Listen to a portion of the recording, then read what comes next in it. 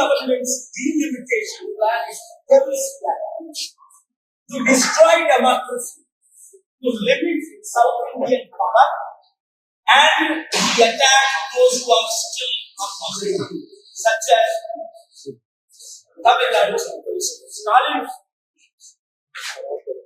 West Bengal, Mamata Banerjee, and most powerful MP, Mr. Akhilesh Yadav. Indian democracy is dead. Indian judiciary is weakened. Indian secularism is suffering beyond imagination. By introducing the delimitation, they want to increase North Indian number of parliament seats, decrease South Indian MP seats. Therefore, I am calling upon all the opposition leaders, irrespective of your differences, all 18 political parties, come up, now or never. Otherwise, if we don't face now, we will face only BJP as a single ruling party like China's party. I told on April 10, 2019 at the Election Commission, after 3 phases, if the elections were not conducted with ballot papers, there won't be any serious opposition. And that's what is happening. That's what they are planning. They have finished everybody who has opposed in a serious way, such as Kejriwal and Chandrababu Naidu. Now Chandrababu Naidu completely surrendered, just like Jagan surrendered while he was the CM for 5 years. So, we can do wonders. Remember N.T. Ramarao, who was an actor, non-politician, with 30 plus MPs, he shook and stood as the second most powerful party when Indira Gandhi had 400 MPs. So come join with me. I will lead the fight. We will have 42 MPs in Telugu states because the present political parties in both Telugu states have surrendered themselves to RSS BJP dictatorship.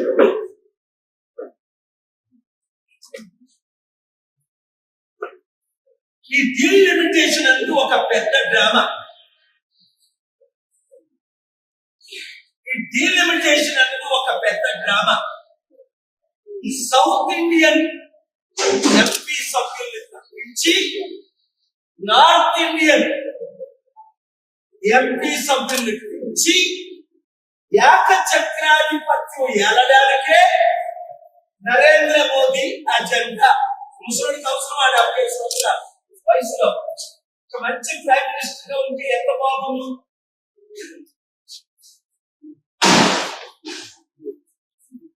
అసలు 75లో retire అయిపోరు కదా, వారి చట్ట ప్రకారం BJP RSS ప్రకారం దేశాన్ని ఇప్పటికే అన్ని విధాలా సర్వనాశనం చేసిన సంగతి మనకు తెలుసు. వీలైతే రేపు నేను ప్రెస్ మీట్ పెట్టి డీటెయిల్ చెప్తాను. ఏ దేశంలో 40 లక్షల కోట్ల విలువైన ఏ కంపెనీలు ఎవరెవరికి అమ్మేశారు, ఇంకా అమ్మడానికి ఏమీ లేకుండా మిగిలిన 13 ఎయిర్పోర్ట్ ఇంక్లూడింగ్ తిరుపతి ఎయిర్పోర్ట్ 100 కోట్లది ఎగ్జాంపుల్ ₹1 అదానికి అని అమ్ముతున్నారు. ప్రపంచం అంతా నాకు మద్దతు ఇస్తుంది. దానికి రుజువు యుక్రెయిన్ యుద్ధం పడుతుంది. 148 మంది ఊపిరిగా సపోర్ట్ చేయలేదు, 145 మంది కేవలం 4 దేశాలే రష్యాకి మద్దతు. నేను చెప్తుంది ఈ 3 సంవత్సరాలు ఈ డీలిమిటేషన్ ద్వారా తమిళ్, తెలుగు, మలయాళం, కన్నడం భాష లేకుండా చేయడం ఒకటి. 2 మన ఎంపీ సభ్యుల్ని తగ్గించడం. ఉదాహరణ స్టాలిన్ చెప్పారు విధంగా డాక్టర్ స్టాలిన్ గారు 39 ఉన్నారు. లోక్సభ ఎంపీ తమిళనాడులో కేవలం 31 చేయాలి. రెండోది నాకు హిందీ అంటే ఇష్టం, కానీ తెలుగు అంటే ఇంకా ఎక్కువ ఇష్టం. ఎందుకు అంటే నా మాతృభాష. ఇప్పటికే 9 రీజనల్ మదర్ టంగ్ ఉంది హిందీ పేరుట సర్వనాశనం చేసేసారు. ఆ విషయం మీకు తెలుసు. ఏ లాంగ్వేజ్ అని స్టాలిన్ గారు కూడా ట్వీట్ చేశారు. మరి మన తెలుగు మాతృభాష మనం వదులుకోగలమా? ఇప్పుడున్న తెలుగు రాజకీయ నాయకులందరిలో మోదీ తొత్తులు, మోదీ చెంచాలు, మోదీ కూర్చోంటే కూర్చోంటారు. అందుకే ఒకప్పుడు ఎంపీ ఉండవిల్లి అరుణ్ కుమార్ కూడా 25 సీట్లు ఆంధ్రప్రదేశ్ లో వైసీపీ గెలిచినా, టీడీపీ గెలిచినా, బీజేపీ గెలిచినట్టే బీజేపీ ఖాతాలో.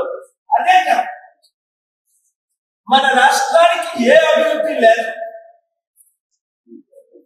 స్టీల్ ప్లాంట్ 8 లక్షల కోట్లు తప్పిస్తుంటే 5 ఆర్డర్ తీసుకొచ్చి ఆర్డర్ పెట్టి నేను ఒకటే కూడా స్టీల్ ప్లాంట్ అమ్మకుండా ఏపీ హైకోర్టులో స్టేటస్ కో ఉంది.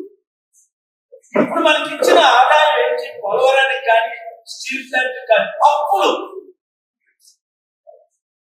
సర్వనాశనం అయిపోయింది. అందుకే ఈ రోజు బడ్జెట్ ఆంధ్రప్రదేశ్ లో ఎంత అధ్వానంగా ఉంది. ఏంటి, నిరుద్యోగులకు 3,000 రూపాయలు ఇస్తానన్నారు చంద్రబాబు. 20 లక్షల ఉద్యోగాలని సంవత్సరం అయిపోతుంది. 20,000 ఉద్యోగాలు కాదు, 20 ఉద్యోగాలు ఇవ్వలేదు. 3,000 ఇస్తానని 1,00,000 మందికి 3,000 మందికి కాదు, 300 మందికి కూడా 3,000 రూపాయలు ఇవ్వలేదు.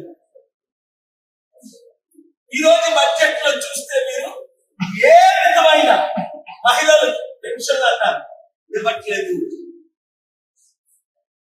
అంతకంటే ముఖ్యం, కుటుంబంలో 4 నుంచే 4, 15,000, 60,000 తల్లికి వందనం అన్నాడు. తండ్రికి అప్పడాలు అన్నారు. తల్లికి వందనం లేదు, తండ్రికి అప్పడాలు లేవు, తాతకి ఫ్లైయింగ్ కిస్ ముద్దులు తప్ప ఏమీ లేవు.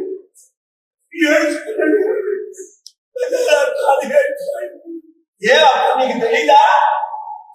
10 లక్షల కోట్ల అప్పుడుంది, 13 లక్షల కోట్లు అప్పుల వాడేవే చంద్రబాబు నాయుడు. అప్పుడు నువ్వు ఇవన్నీ చేయలేవు, మనం కలిసి చేద్దాం అంటే నువ్వు చేతులు కలిపావా? మోదీతో కలిపావు. ఆ సిగ్గులేని పవన్ కళ్యాణ్ ఆడ బిజినెస్ లో వాడు రాష్ట్రాన్ని సర్వనాశనం చేసాడు. అందుకే వాడు సోదరు సభ్యులు మాట్లాడుతున్నారు.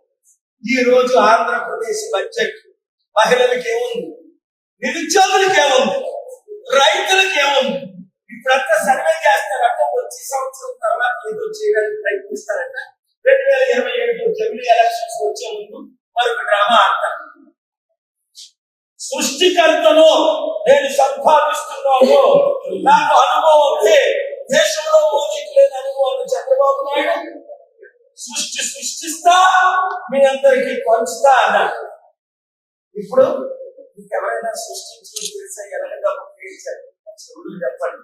మా అందరం ఈ చెవులో పువ్వులు పెట్టి ఇప్పుడు మీ చెవులో మేము చెప్పాలా?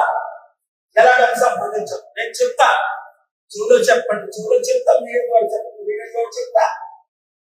మీ ఇంటికి రమ్మంటే మీ ఇంటికి వస్తే చంద్రబాబు నాయుడు ఇప్పుడైనా నీకు చిత్తశుద్ధి ఉంటే నేను చెప్పినట్టు చేస్తే ఒక్క సంవత్సరంలో మోదీని అవసరం మాకు లేదు. 100,000 కంపెనీలను తీసుకొచ్చారని మీకే కదా తెలుసు. అందరికంటే ఎక్కువ గూగుల్, మైక్రోసాఫ్ట్ తీసుకొచ్చి 30 లక్షల ఉద్యోగాలు, దాదాపు 700 కంపెనీలు హైదరాబాద్ లో తెచ్చింది. వైజాగ్ లో తెలవా?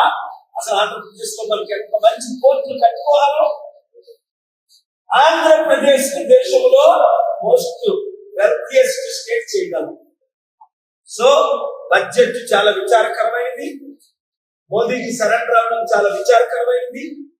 డీలిమిటేషన్ ద్వారా వీళ్ళు అపోజ్ చేయకపోవడం, పవన్ కళ్యాణ్ గాని, చంద్రబాబు గాని, ఇక్కడ జగన్ గాని, కేసీఆర్ గాని, రేవంత్ రెడ్డి గాని అపోజ్ చేయకపోవడం చాలా విచారం.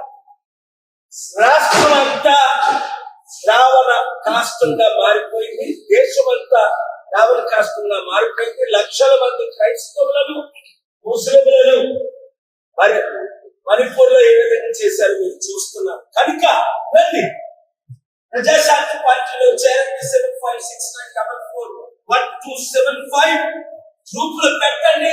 గ్రామ, మండల, నియోజకవర్గ స్థాయి, నియోజకవర్గం పేరు పెట్టి ఈ మండలం మీ గ్రామం ఇప్పటికే 1,00,000 జాయిన్ అయ్యారు.